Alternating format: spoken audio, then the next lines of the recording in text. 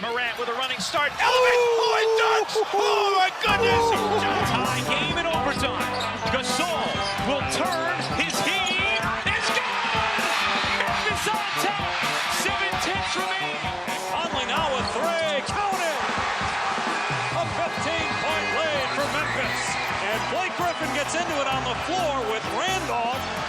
Hard to tell if there are any punches being thrown under there, but Griffin took acceptance. Adams going long. Morant! He hit it! John Morant, insanity! You gotta be kidding me. Welcome to Grits and Grinds, a Memphis Grizzlies podcast. Taylor Jenkins is fired edition. My name is Keith Parrish. I'm sorry, Taylor Jenkins is not fired. The Grizzlies have parted ways with Taylor Jenkins. That is the official press release. The Grizzlies have parted ways. I'm recording an emergency episode, so to speak. If you're watching this on YouTube, it is not my normal background. I'm in a piano practice room. But of course, with this huge breaking news, this stunning news of Taylor Jenkins' dismissal, I had to react and give my impressions of this decision. The timing is odd. The decision itself, to me, very stunning. The Grizzlies firing Taylor Jenkins during the season.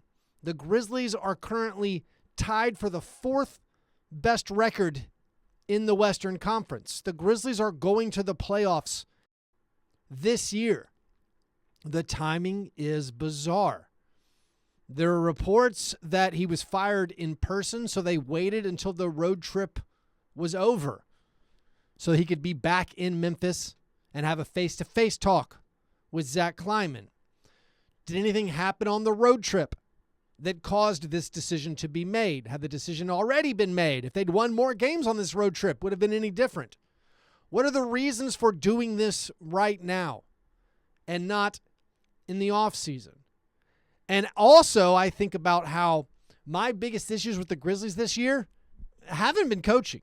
Of course, there's been notable instances, including the loss to the Thunder on Thursday, where Jaren Jackson Jr. subs out midway through the fourth quarter. The way the rotation patterns had been, I know fans had been mad about it. Like, we had games where, hey, Ja Morant's sitting with 6 minutes left. It's like, well, yeah, he played the previous 9-10 minutes and he pulls them out. Would other teams do this? I don't know.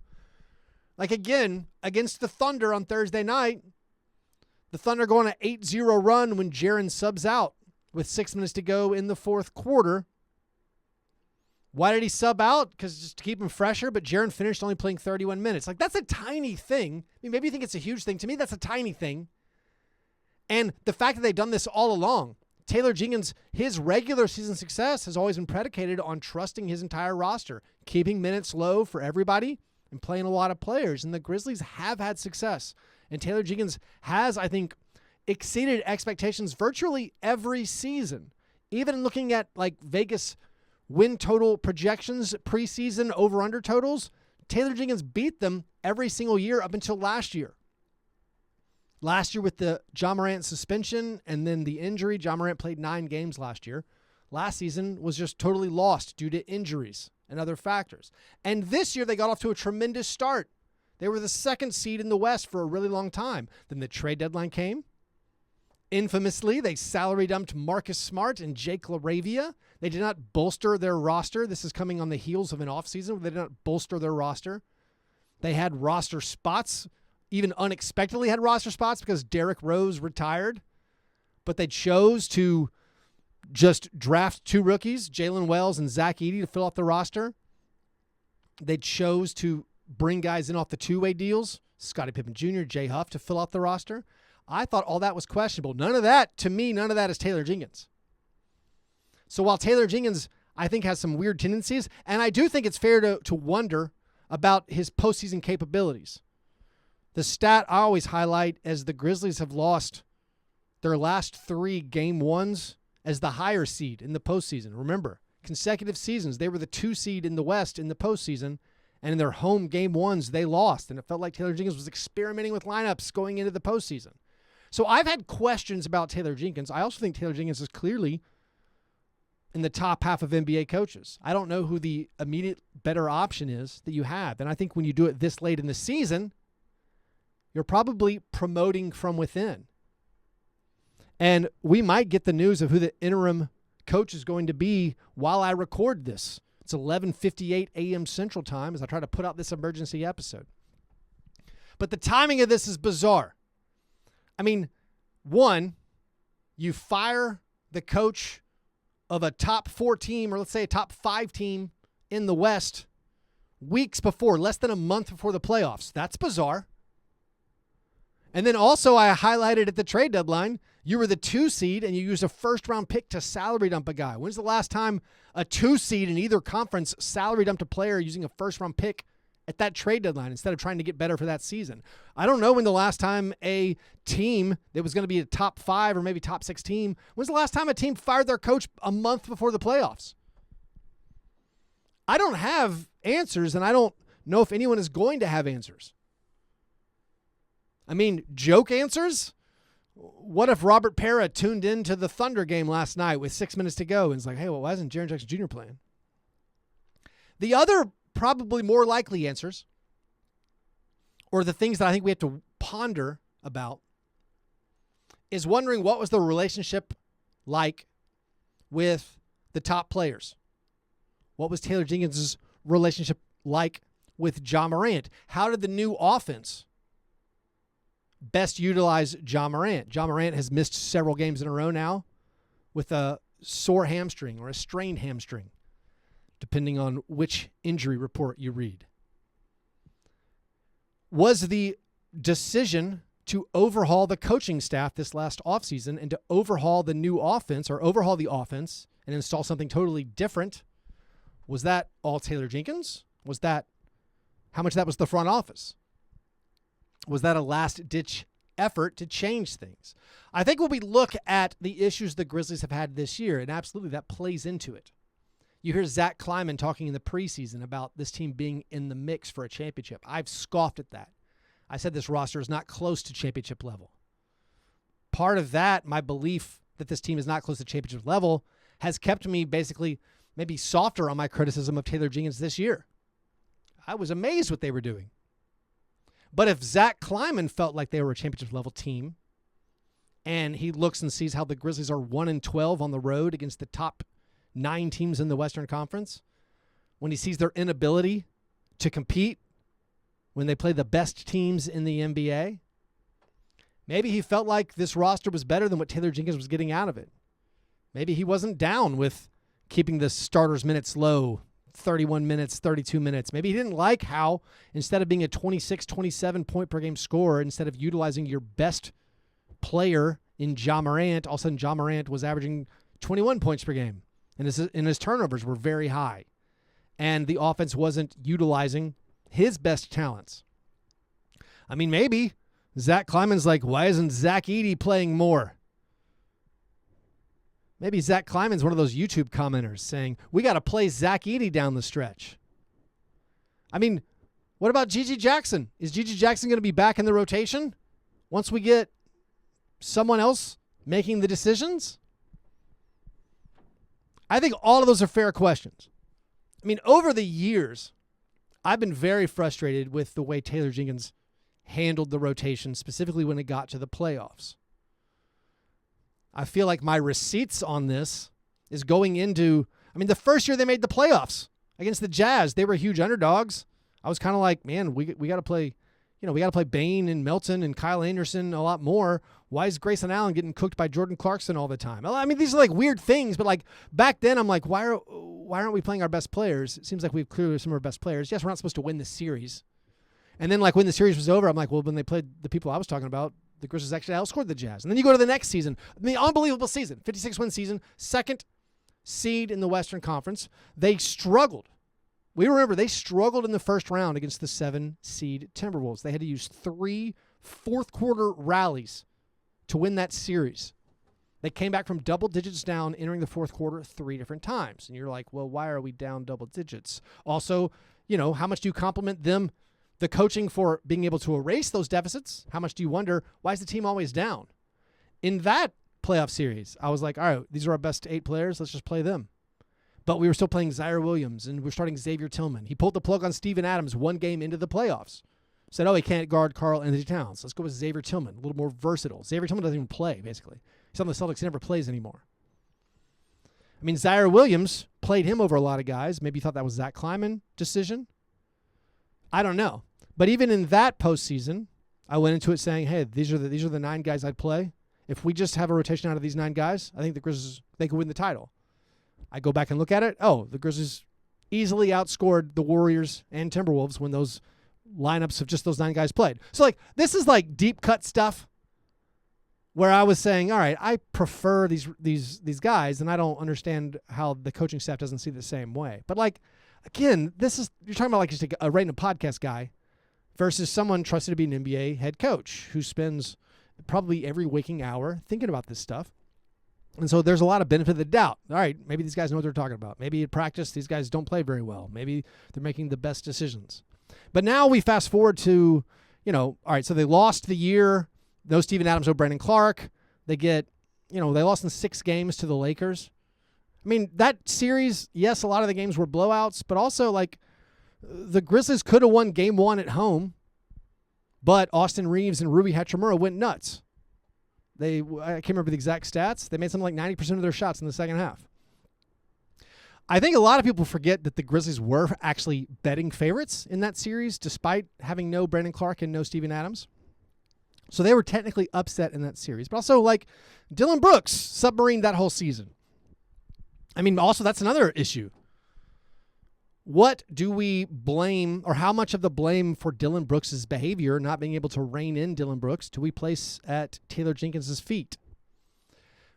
Part of this also goes back to the front office thing, where I think about the year-over-year progression of talent around Ja Morant, Desmond Bane, and Jaren Jackson Jr. I'm appalled. I'm always stunned this isn't more of a talking point. You think about the supporting cast they've had around, we've had Ja Morant, Desmond Bane, Jaren Jackson Jr. for 5 years. Santi Aldama's been around for a while. You think about, all right, 1 year we turned Kyle Anderson and DeAnthony Melton into David Roddy and Jake LaRavia and Zaire Williams. How's that better? And then recently, all right, they were done with Dylan Brooks after the Lakers series. So Dylan Brooks, he's gone. Tyus Jones is gone. They replace him with Marcus Smart, and they spend multiple first-round picks making that happen. Well, how's that better? Then you look at Steven Adams got hurt, so they traded away Steven Adams, and you look at the previous year's rotations or the previous year's playoff rosters, or even the as healthy roster. When you're like, all right, we have Ja, we have Desmond, we have Jaren. Those are an elite 3-man young core. And what are we building around them? Well, we got Santi Aldama, we got Vince Williams Jr., he's coming along.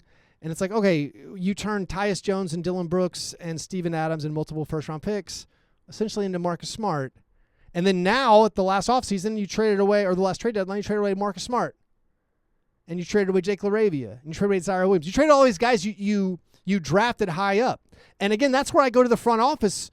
For me, has been the biggest issue with the Grizzlies this season.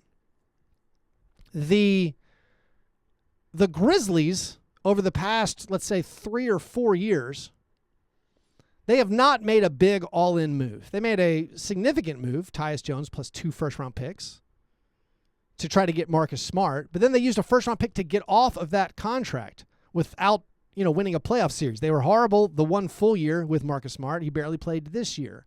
So you look back at the past 4 seasons even of off-season moves and trade deadline moves. The Grizzlies did not make the huge all-in move. They tried to, build a sustainable long-term success through the draft and through smaller moves. Well, guess what? All those players are gone. They've lost all those resources. All the first-round picks, they traded up to get Zaire Williams. Then they salary dumped him. They used a pick to get off of him. They traded up. They used multiple first-round picks to get Jake LaRavia. Then they salary dumped him. They used multiple first-round picks to get Marcus Smart. Then they used a first-round pick to salary dump him. We're talking about, you could add it up. It's 7 first-round picks. Look at just the last, 5 years of Grizzlies drafts. From that, you have Zach Edey, and then you've turned everybody else into dead money to Marvin Bagley and Johnny Davis. So like the Grizzlies right now never made the huge all-in move, and yet they burned all the assets that would have been for an all-in move that could have built around Ja Morant, Jaren Jackson Jr., and Desmond Bane. So I always fall back more on the roster. And also I think a lot of that is the owner. I also give the coaches benefit of the doubt. I say, okay, they're probably way smarter than I am. I think about Zach Kleiman, and I'm like, he can see that this roster is not better than it was. Like, he understands that.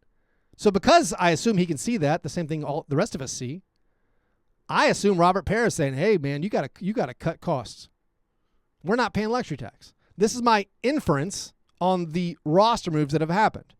When you have an open roster spot and you have the mid-level exception available to use and you're allowed to go into the tax by league rules, the NBA allows you to keep your players and pay the luxury tax. Because the Grizzlies, the last however many seasons, haven't used the mid-level exception, they signed Derrick Rose on the minimum. They move things around to keep Luke Kennard, who's slightly superfluous with the roster that you have. It goes to the front office to me. But now the front office, what are they going to do, fire themselves? No, they fired Taylor Jenkins. And so I don't know what this is going to look like. When I think about the relationships again, go back to the player situation, you'd think, how does Jaren Jackson Jr. feel? How does Desmond Bane feel? I mean, maybe you think Taylor Jenkins' coaching style has fallen on deaf ears. I mean, 6 years is a long time to be the head coach of an NBA team. It just is. It doesn't happen that much. I mean, Taylor Jenkins is one of the longest tenured coaches, or he was one of the longest tenured coaches in the NBA. The Grizzlies' defense has fallen off a cliff. Over the past 40 games, essentially, they're a bottom 10 defense. It's not a slow or a recent slump. No, this is a long decline. And so, I mean, I don't know what they're going to do. Is Tomas Isalo the guy they signed this offseason to revamp or to install his new offense? Is he going to get the nod? I feel like he might. Again, I haven't seen any news yet. I guess I'll check my phone real quick to try to find out if there's any breaking news before I try to get this episode up. But I'm stunned. I mean, I have been lower on the Grizzlies than the consensus for most of the year.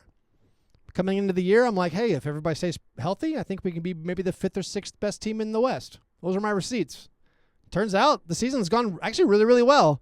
And now they're tied for the 5th best record in the West. But they didn't get there the way I thought they would get there. I was stunned by the decision to salary dump guys. I mean, yes, they're trying to set themselves up to be able to retain Jaren Jackson Jr. easier. But I was stunned by that move. I'm now stunned that the Grizzlies actually made a decision. I know there are lots of fans that I'm texting with some of my friends who are fans. They're ecstatic. Ecstatic that Taylor Jenkins is gone. They are outraged when Jaren Jackson Jr. goes to the bench with 5 minutes left, or when Ja Morant goes to the bench with 5 minutes left, when J Huff plays. They're outraged. I'm more agnostic / these weren't the things I cared about the most. And I don't know, again, and then I don't know what the next coach is going to do. You know, the devil you know. It's kind of what Taylor Jenkins was for me recently. But now the Grizzlies will go into this postseason with somebody new calling the shots. Taylor Jenkins will be a hot coaching commodity in the offseason. I mean, I guess getting this done early gives him the opportunity to pursue all kinds of new coaching opportunities in college or in the NBA next year. He gets to set himself up for his next job. He's going to be in demand. So anyways, this is a stunning decision. The Grizzlies fire Taylor Jenkins. I mean, I think the most interesting thing I'm going to be focusing on is what does the rotation look like and what do the minutes look like for our players going forward. I think a lot of us who watch the games, who feel like we could, like, man, if I was coaching, I would play, Ja 38 minutes and Desmond 38 minutes and Jaren 38 minutes and I'm give Edie 28 minutes. I'm curious if things will change. I'm curious if Gigi Jackson is no longer shunned no longer outcast from the team. He didn't even go on the 5-game road trip they were on. So a lot of things to monitor. If you want the latest updates, you'll get them right here. So thanks, everybody, for listening to this emergency episode. If you want more content from me, if you want to join my Grizzlies listener Slack, you can do that at patreon.com/fastbreakbreakfast. All right, you guys have a great weekend. Oh, by the way, come to the Grizzlies watch party in Nashville at Nobles this Tuesday, April 1st. Tuesday, April 1st, Grizzlies, Warriors, huge game. All right, have a great weekend. I'll talk to you soon. Go Grizz.